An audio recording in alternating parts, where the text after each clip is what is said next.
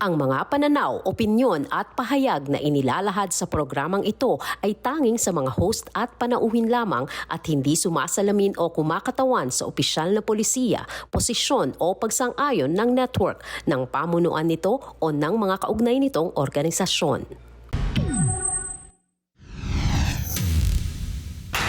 Ito ang programang Bawal ang Plastikan dahil ang mga alitan pinag-uusapan ng Face-to-Face Harapan. Talagang walang plastikan, lalo na kung utang na di nababayaran ng usapan. Kaya lang minsan, pati ako, nagiging taga-abono na. Ang problemang utang pa naman, kaliwat kanan. Pambansang problema na yata talaga ng pamilyang Pilipino. Utang. Masaya siyang kabanding, walang iwanan hanggang sa oras ng abono. Pangangailangan. Ang nag-iisang ate ng masa, Corina Sanchez Rojas! Ate Cori! Ang una nating kaso, ang best friend turned frenemies. How do I get you alone? Yes, thank you so much. BFF naman daw talaga sina Diding at Lilian nung una. Heto nga nagkakayakapan at may pasmak pa. How sweet! Ay! Diyos ko po! May halikan lang dito sa face-to-face. Yan ang ending ng kanilang friendship. Pero bago yan, heto ang eksena. Nagsimula yan sa tagisan ng ganda ng kilay. Kanino ka? Sa kilay ni Diding o sa kilay ni Lilian? Nanalo na sa facial expression, Lilian! Oh, papatalo ka ba, Ate Diding? Ayaw! May sariling buhay.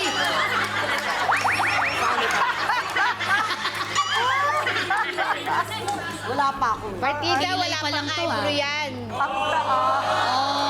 Naiwan yung isa. Yan. Natural na kilay yan. Pinapanikad yung kilay mo, papayag ka ba? Ay na to, exclusive naman. Wow! Exclusive. Parang resort lang. Ay, nako. Pero bago pa ang labanan ng kilay, halagang 1.5 ang nagpasiklab ng kanilang away. Po, lumapit siya sa akin na yung nanay niya is nasa ospital. Sabi niya, Beshi, pwede mo ba akong ihanap ng pang-ano sa ospital kay nanay ko?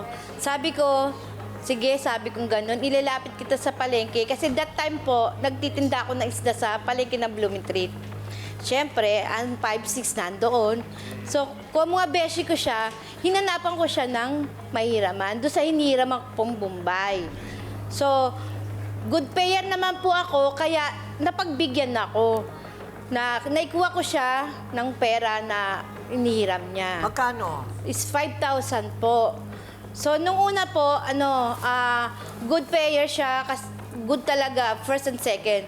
Itong third na po is medyo, sumasablay na kasi alam ko may problema siya, pero garantor niya ako eh. Ako yung nag-aabono ng hulog niya.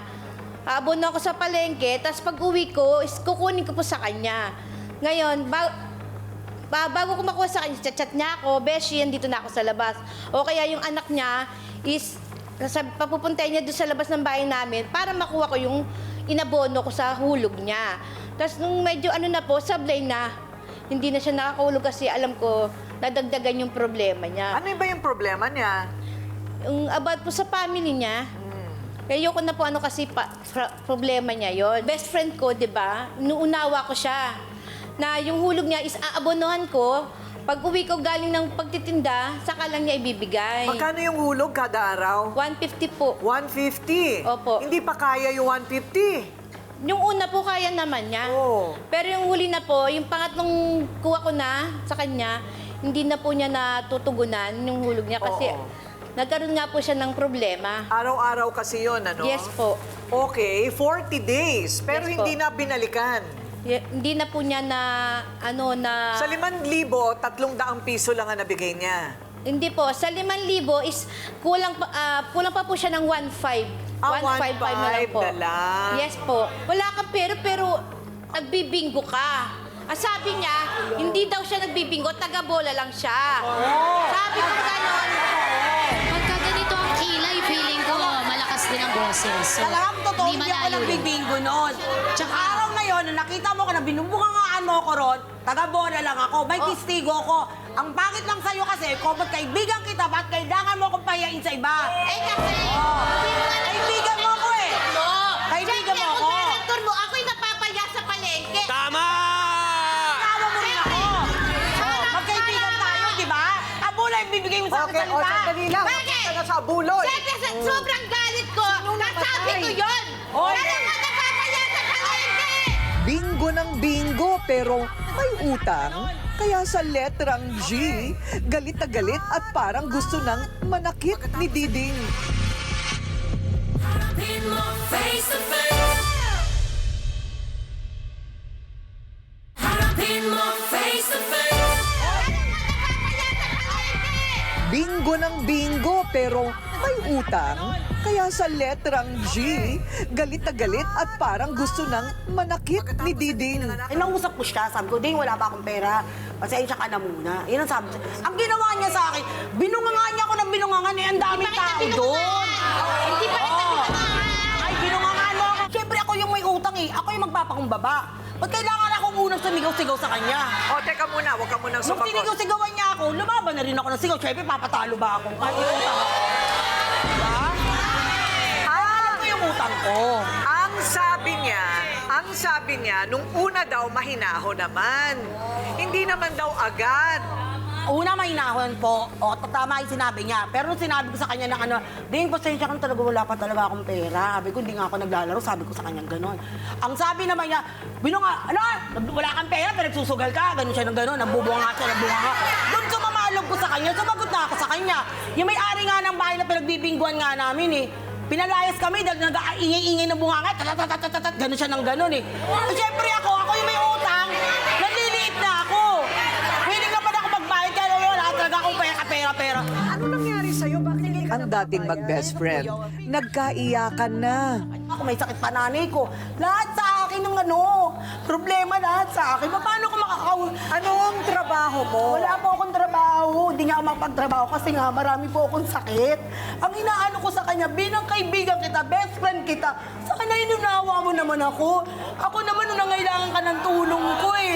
Inunawa kita eh. Dapat, di ba dapat inunawa mo? Magkaibigan tayo, kung baga magkadugtong ang dugo na natin. So, nakatulong ka rin sa Oo, kanya? nakatulong din po ako sa kanya. Na-hospital siya, binantayan ko siya. Pero bakit ganun? Mawapay na lang yung utang ko. Halos isumpahan nila ako ng mag-asawa. Sabihan nila ako, sige ka, di mo na bayaran. Abulay ko na lang sa'yo. Ang sakit-sakit doon. Hindi ko na nga po siya siningil. So nagkasakitan na lang kayo ng salita? Hindi ko na po siya siningil kasi alam ko na po wala na siyang may babayad eh. Kinalimutan ko na lang po. Kasi di ba meron din mga pinagsamahan. Hindi sa porky nagalit ako sa kanya, yung pagkakaibigan namin wala na. Nandun pa rin. Kasi New Year nga eh. Ako na unang bumati sa kanya kasi alam ko may pagkakamali ako, nasigawan ko siya. Pero inuunama ko siya kasi kaibigan ko siya eh. Oo. Kasi sino-sino pa ang magdadamayan kung hindi kayo-kayo rin, di ba? Kaya nga binayaran ko rin utang niya. Kahit nagagalit sa akin yung partner ko. Na bakit mo binayaran? Utang mo ba? Hindi eh. Ako yung guarantor eh. Ako yung kausap eh. To the rescue na ang kanilang mga kakampi. Ang isang ito parang mas galit pa kay Diding. Matapang ka kasi. Ano? Wala pa akong tanong. Hindi, sobrang matapang niya talaga. Talaga ba? Sobra. Sobrang Siya na may atraso, siya pa matapang. Kadalasan ng mga nangungutang sila pagalit pag singilan na. Diba? Sa letrang I, intrimitida. Charet. Ano ang saloobin mo dito? Kasi siya naman talaga, sobrang tapang niya. Kasi yung time na sinasabi niya na abuloy na lang yung pera sa kanya, hindi naman siya nagsabi talaga, nun yung partner niya. Kasi sabi na nga ng partner niya sa kanya, huwag mo nang tulungan yan kasi kilala natin yan, sabi niya gano'n. So, magkaibigan naman sila, tinulungan niya talaga. Ngayon ng mga nakarang huling-huling kuha niya na pinautang siya, na-delay, tapos may mga nagsabi sa kanya na hindi kayo binabayaran niya, nandun lagi araw-araw sa bingguhan. Kaya nung time na yun, sumugod na siya. time na yun na nag-away kami ni Diding. Paano mo naman nalaman na hindi siya ko na nagsabi? Eh, magkapit bahay lang tayo eh. May tis... Kapit, nasaan ka ba noon? Natural. Kaibigan ko siya, unawang-unawa ko siya. Sa pati ng pangangailangan niya sa magulang niya, nahanda akong tumulong sa kanya. O pwedeng kayo pa yung sumagot ng utang niya kay Ate Diding. Kailangan si Lilian, pwede rin ano. Pwede na, naiintindihan ko siya eh. Nagpahirap sa kanya. Ganun naman pala, di ba? Naintindihan ko yan. Isa akong tindera, nangungutang din ako sa 5-6, pero hindi ako pinapaya. Kasi nangangailangan ako eh. Huwag ka Ikaw mismo namamaya. direkta ka ng utang. Eh ako garantor lang ako eh. Ang bingo lang yan. Pag ang letter B, barkada mo ay buraot, di ba? Kailangan i-letter I mo, imbestigahan bago mo siya i-N na pautangin. O, kasi kung ikaw ang letter G, guarantor, eh talagang out ang pera sa'yo pag hindi mo inay. Ang gulo? Gano'ng katagal mo din? Para walang gulo dahil sa utangan, heto ang masasabi ni Brother June Banaag. Pag lumapit sa akin ng isang kaibigan o kamag-anak at humuutang, ibig sabihin wala siyang pera. Kaya siya nangungutang. Hindi ko pinauutang. Bibigyan ko siya kung magkano ang kaya ko. Halimbawa, nangungutang siya ng 2,000. Meron ako 500 pesos lang. 500 ibibigay ko sa kanya. Sa'yo na yan. Sa iba ka na tumingin, baka may mauta. Huwag mo nang bayaran yan. Tulong ko na yan sa'yo. So, hindi ko na inaasahan kasi alam ko mag-aaway kami. Wala nga siyang pera eh. Di wala siyang pambayad. Heto naman ang aking entry. Binigyan po tayo ng emosyon ng tagapaglikha, yes. Pero ang emosyon, tulad ng ibang binigay sa atin tulad ng utak, ay maaaring magamit sa ikabubuti o ikasasama. Okay, nasa timpla natin yan. Maganda ang emosyon kapag naaawa tayo, nagmamahal tayo, nagpapatawad tayo. Pero masama kapag ang emosyon ay mitya ng sobrang galit at masakit na pananalita.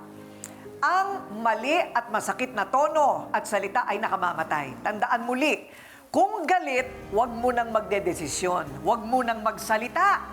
Ipagsabay ang puso at utak dahil hindi nabibili ng anumang halaga, lalo't 1.5 lang, ang panghabang buhay na damayan ng pagkakaibigang nagmamahalan. Okay? Huwag na kayo mag-aaway ulit, ha? Harapin mo face to face. Harapin mo face to face. Ano-ano ang mga tips? Ano-ano ang mga gimmick para mapabayad ang may utang sa'yo? Utang issue number 2. Pagtatalo sa negosyong buy and sell. Ang pag-uusapan natin ngayon.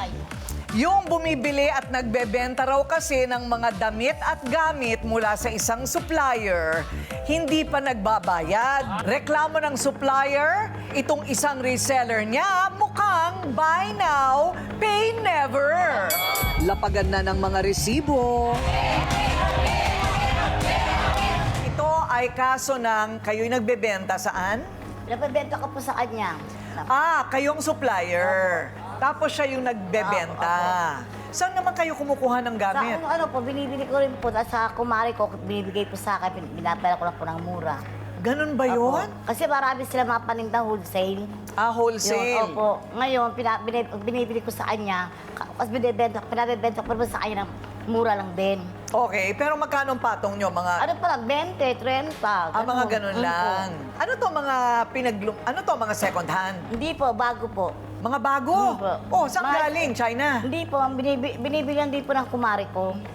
Tapos pinabibenta niya po yun sa akin. Kaya nga, saan nga kinukuha ng Sa kumari? palengke din, Baclaran po. O kaya Divisoria. Tapos binibenta saan? Oo. Sa mga kaibigan din po yan, nilalako niya. Nilalako mo parang door to door, parang ganyan. Nalo ko po. Oo, online, hindi. Hindi naman po.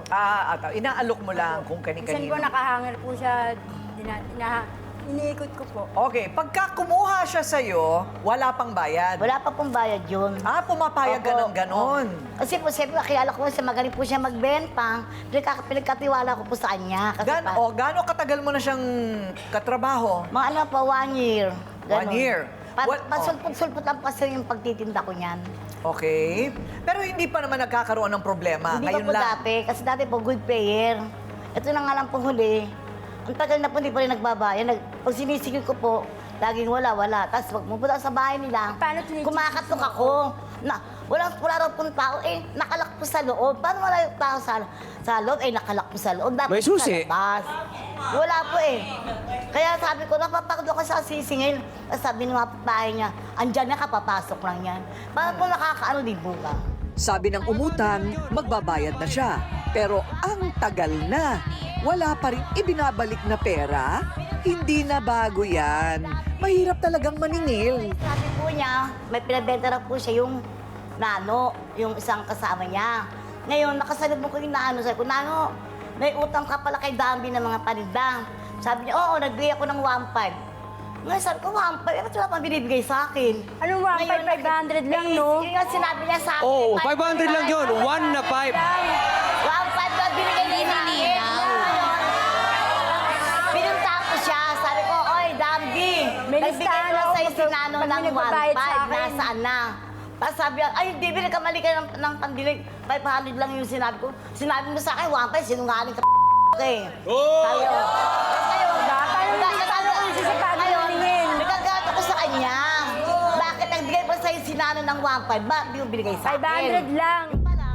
Nasaan na ba si Nano na inabutan daw ng 1.5? Naniniwala siyang mabait si Dambi at sadyang nagipit lang kaya hindi makapagbayad. Nano, humarap ka na. Ay, sa kaya bakla na yan Sa Pandora pa rin yan. Ay, magkakampi sila dalawa. Aray ng lakad ni Nano. Sa Pandora. Fairness kay mother. Kaya kaya kampi siya ni Dambi. Mami, baby siya ba yung sinasabihan mo iskapadora? Oo, siya. Sapadora ako, di ako po, isang namamasura lang po ako. Hindi po totoo. Opo. Oh, so, ang tanong, bakit hindi ka pa nakakabayad kay Dambi? Correct. Bigay na po ako ng 500 po sa kanya. Okay. Sabi mo, 1.5, di ba? Kaya nung kita sabi sa akin, ang Ay, Nano, sabi kasi sabi ni Dambi, ano talaga mapagawa ka. Ako pa may mali. O, kaya kasi ay Dambi. Ay, Dambi. Okay, Bigay pa so- sa'yo si Nano ng 1.5 ah. Anong 1.5? 500 lang. Pinuntahan pa nga kita. Okay, sige, hindi kayo nagkaintindihan. So, bakit, baka naman nabayaran ka na ng mga pinagbentahan mo, hindi mo binibigay kay Dambi? Hindi po. Naibigay ko lang po talaga sa kanya, 500 lang po. Nasa'yo pa ito yung mga iba pang paninda? Opo. Ito na yon yung mga Opo. iba pang paninda. Bakit di ka makabenta? Dahil nga po nag-uulan nga po eh. Dahil nga po.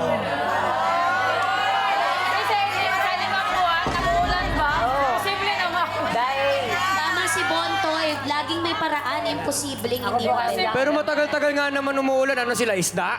Pwede, di isda ang ibenta. Harapin mo face to face. Harapin mo face to face. Tama si Bontoy. Laging may paraan. Imposibleng hindi po pwede. kasi- Pero matagal-tagal nga naman umuulan. Ano sila, isda? Pwede, di isda ang ibenta. Okay. Naku, ang utang talaga. Malakas makasira ng pagkakaibigan. Lumulubha dahil kasi unang-una pinapakita dito hindi yung mga paraan na makakapagbayad ng utang. Ang ini-invest nyo dito yung emosyon nyo na kumisan ginagamit ang emosyon para hindi na makapagbayad. Napakadali ng solusyon na sabihin nyo dahil umuulan. Kumisan, ang laking factor yung tinatawag nating packaging. Ilagay nyo lang yan sa mga plastic wrap. Parang ang ganda-ganda na ng presentasyon. Mabibenta pa yan ng higit dun sa halaga na iniisip nyo. Pangalawa, meron pagkakataon kasi na ang isang tao, pag umuulan, ang sinasabi kasi yung tinatawag na, sa Pilipinas kasi iba yung seasonal affective disorder. Pero yung sinasabi na pag umuulan, mas tinatamad. Hindi siya tungkol sa hindi siya tungkol sa yung kung magbebenta ka o hindi. Parang nakakatamad Ay, kasi parang champurado moment. di ba yung mga ganun na moments. So sana isipin nyo, di ba? Gusto nyo kumita. Bakit hindi kayo magsipag? Gusto nyo gumawa ng paraan. Ang laki ng pwedeng mga opportunity. Yung iba, hindi na, kaya nga nag-online, di ba? Dahil kasi ayaw nang lumabas. What more kayo, lumalapit na kayo doon sa mga customers, the more na siguro magkakaroon kayo ng suki. Siguro tignan nyo maigi kung paano yung tinatawag nating marketing strategy bilang isang seller. Yun lang. Ayan. Una, bayaran ko muna yung 2.5 mo. Okay? Hindi ka nagalit. 2.5. Yung mga yan, ipapamigay ko yan sa audience. Okay. Walang agawan, ha? Ruleta to, ruleta. Kanino po yung spaghetti strap? Kaya nga, hahanap ka ng may anak na 12 anyos para kumasya doon. Okay, Buntoy. At si Nano. At si Dambi. Bibigyan kong tigwa 1.5. So, bumili na kayo, diretso. Ang problema mo ngayon, sino magbebenta para sa'yo? Okay na sa akin yung basta may negosyo sila. Okay, so magnegosyo kayo ng tama, pero ipang-iinom mo lang yan, Nano, tapos ang usapan. Okay? So, kailangan paikutin ninyo ang pera. Okay, so okay yun. Hahango na kayo, babayaran ko na utang mo, bibigyan pa kita ng puhunan. Okay?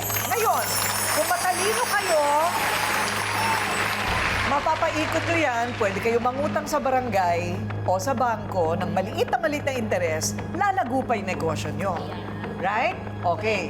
O so, papuputahin natin sila sa TESDA para matuto kayong magpaikot ng pera. Okay? O, masaya pa. Baka naghihintay pa kayo ng bahay at lupa.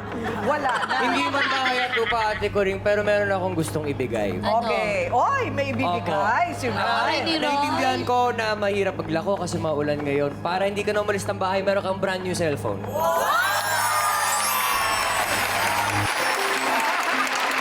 Mag-live sell ka, ate. Mag-live sell ka. Oh, si Dambi, oh.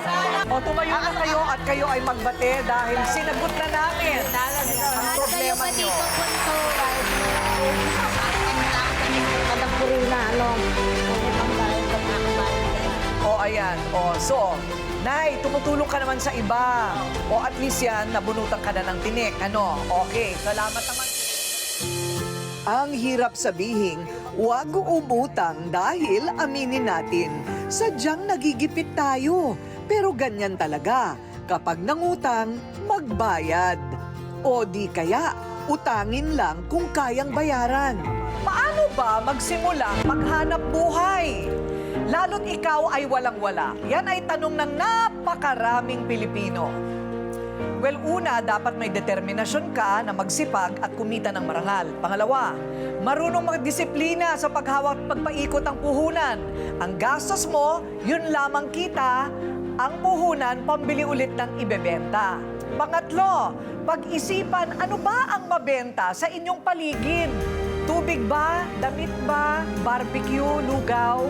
Kailangan alam ninyo yung pangangailangan sa paligid nyo, hindi yung ipipilit ninyong magbenta ng mga sexy na mga damit na wala naman po at tataba naman ng mga kapitbahay nyo, di ba? Okay. Alamin ninyo kung anong pangangailangan, yon ang pasukin nyo. Pang-apat, sa isa sa mga Rojas Law, nasa batas sa pwedeng magpautang sa napakababang interes ang mga bangko at hiwalay na batas pa yung pagpapautang ng barangay sa maliliit na negosyo tulad ng sa kanila. Hindi lang napapaalam sa mga sakop, trabaho yan ng Estado, yung komunikasyon at impormasyon. Sana pupunta ang pera. Magtanong sa barangay tungkol sa batas sa micro-lending. Kung hindi kayo maniningil, hindi kayo mabibigyan. Ako po ang inyong Ate Coring nagsasabing may cake ang harapin ang mga issue dahil walang hindi nadadaan sa pag-uusap basta dapat may mukha kang ihaharap dito sa Face to Face Harapan. Harapin mo face to face. Harapin mo face to face. May nagkasira na naman dahil sa utang. Sa aming programa, minsan host, minsan taga-abono, at minsan referee. Kagaya nito ni ate na nagsisimula pa lang gusto ng manakit. O bakit, mother? Ma'am, kasi may utang yan eh. Hindi nagbabayad. Nung pang August 4, sabi niya magbabayad ng AGIS. Ano na tayo ngayon? Alam niyo, ma'am, puhunan ko po yun sa pagbabasahan. Iniipon ko po yun para sa anak kong may sakit. Operahan, opo, congenital. Operahan na po siya. Kaso, kailangan ng 6 bag na dugo. At ngayon wala pa akong pera. Kaya nga sinisingil ko siya. Binabaliwala ako. Ini-isbiran pa ako. Tapos sasabihin, binayaran daw niya ako. Kanino ka nagbayad? Buo mong nakuha, pagkatapos babayaran mo ako. Sinabi mo, binayaran mo ako. Ang kapal ng tiga mo, ang kapal ng mukha mo. Sorry ka. Hindi ka na out na kasi. Bayad ka ng utang mo. Kailangan ng anak ko. Kalahati na. Sa dami ng pinagkautangan mo, ha?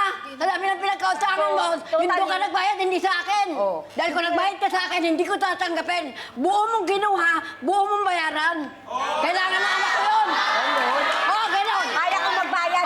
Asan? Asan ang bayad mo? Tayo magkakaintindihan. Asan? Kaya gumagawa ka ng Gumagawa ka na ano? Bago nga sinira ka, hindi ka makabayad sa akin. Dahil kung hindi pa naman ako yung magpapakita tayo, di ba? Suntukin ko ang mukha nito eh. Magkano yung inutang? 5,000 po. Ang dami mo naman pera, nagpapautang ka 5,000. Kasi ma'am, kaya ako siya pinautang. Ipon ko po yun, hinahanda ko para sa anak ko na may sakit nga. Ang bilis kang napautang. Opo. Ipon pa niya. Pero bakit ang bagal ng bayad? Di kasi po, ma'am, di ba po nagtitinda po ako sa dapitan po. So totally po, nung nakakahul po ako sa kanya po ko na hinto ng pagulong, nanakaw po ako ng basahan. Ngayon, hindi ko po siya laging makausap kasi gusto ko man siya kausapin. Gusto ko pagharap ko po sa kanya. Actual na meron ako Saan mo iaabot sa ginamit kanya. yung 5,000? Ano po, yung anak ko po kasi kailangan pambayad ng kuryente, kulang po yung pera pambayad. Tumulong po ako sa anak kong pambayad ng kuryente. Wow, 5,000 ka agad? Kasi siguro nag-ipon na. Opo, naipon po. Naipon na. Okay, so, nung nangutang ka, inisip mo ba kung paano mo siya mababayaran? Nahuhulug-hulugan ko naman po siya, ma'am. Kaso nahinto nga lang po, kasi busy nga po siya, hindi ko po siya makausap na ano. Kaya Kaya, muna, magkano yung hulog kung basahan lang ang binibenta ano po, 200, minsan 300, pag walang-wala, 100. sa isang araw? Opo. Okay. Opo. Ikaw ang namumuhunan sa basahan? Opo. Ikaw mismo? Opo, minsan humahango po ako sa pag wala po akong ano. Tapos bukod po doon, nakautang pa po ako ng pera talaga sa akin. Talaga po nagipit po talaga ako. Kaso, ang dahilan na yan ni Beth, wa-effect kay mother. Kaya pa kasinungaling mo na ako Hoy, sabihin. nagbabayad ako sa iyo. Ano naman magpapakita ako ng Kaya wala akong binibigay. Kada magbabayad ako? Buo mong kinuha yung pera ko, buo Alam mo ko rin yun. bigay. Alam ko yun. Sa palagay mo kaya, makakasyang Siyempre na- punanin ko yung bibigay mo? Naabot sa Magkano sa bititan, dami di ba? ng utang Nanakawan mo? niya, kahit hindi Baka ka ibang ba? binayaran mo. Maniniit ba ako sa'yo ng ganito kung ano, kung nagbayad ka? Nagbayad ako, nakakalahati ako, hoy. Sarap mo Sinungaling sa ka, nakakalahati ako.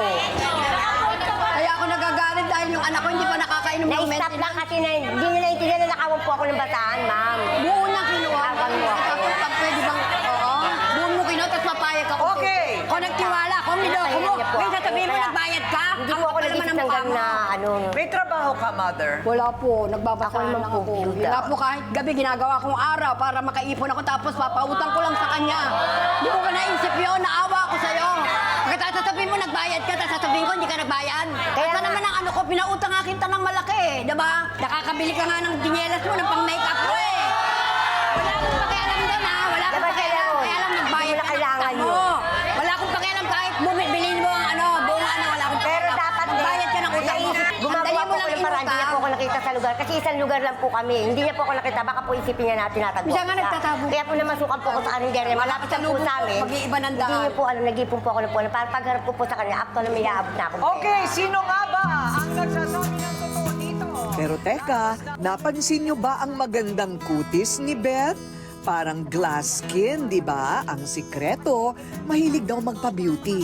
Ayun, sa bayad utang, X. Ano naman ang katibayan mo na pampabeauty lang ang ginagastos? kasi kami sa karinderya. Okay. po kami. Tapos po, siyempre pares po kami sumasahod. Kahit pa paano po. Kung gusto mo talaga, makikusap ka na huhulugan ko na lang. Kahit pa 100, Hindi, pero hindi. Yung sinasabi mo na napupunta lang sa pampabeauty. Ano Kasi yun? kung magkasama po kami pag ano, yun po lagi na pag-uusapan namin, pag aalis siya, pag di siya papasok, bibili po siya ng pagpaganda niya. Makeup, accessories. Kung wala namang masama doon, kinikita naman niya yung pera. Totoo naman yun. Hindi ako nagme-makeup. Ano, hindi na nga tayo dapat nakarating dito, Ate Beth. Hoy, dapat. Nakakaya. Ano na pero ayaw mo maayos. Ayaw mo maayos. Akala ko kalmado na ang lahat nang biglang pumasok ang kakampi ni Beth.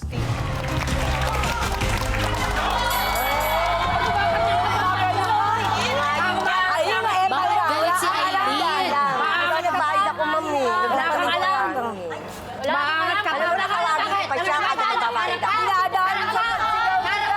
Wala kang pakialam sa kain mo. Kayo may utang. Wala kang pakialam. Ayaw mo Pustisya. Pustiso! Pustiso! Pustisya. Sorry. Pustiso. Kala ko pustiso. Okay, teka ha. sandali lang. Sa totoo lang, sinasadya nila. Na nagkakaganyan sila, Oo, ate? para mayakap ng bouncer. Kayo talaga pumaparaan kayo. Sinasabi ko na nga ba? Oo. Hinawakan pa sa kamay, oh. Mother! Nakikita sila sa labas, pinaparinggan niya, panipayan. Aba, ayaw talagang magpaawat. Nasaan na ba ang pamatpat ko? Ipagtatanggol ko mga pesa, mali! Sinungaling ka! Sa'yo ko nagiging